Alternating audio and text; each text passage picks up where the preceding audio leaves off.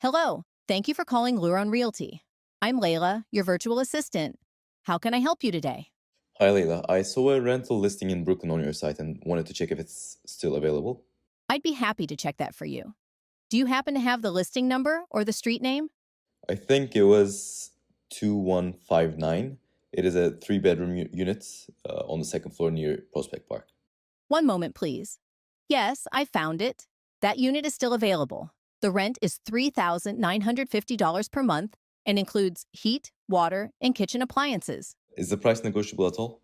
The listed rent is currently firm, but payment terms or move-in dates can sometimes be discussed directly with the agent at the viewing. Would you like to schedule a tour? Yes, I'd prefer Saturday morning if that's possible. Let me check.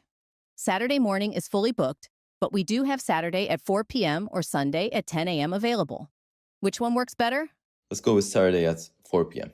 Got it. I've booked you for Saturday at 4 p.m.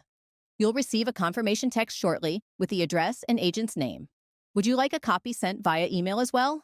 Yes, please. My email is david.adam89@gmail.com. Details sent. Do you have any other questions about the apartment?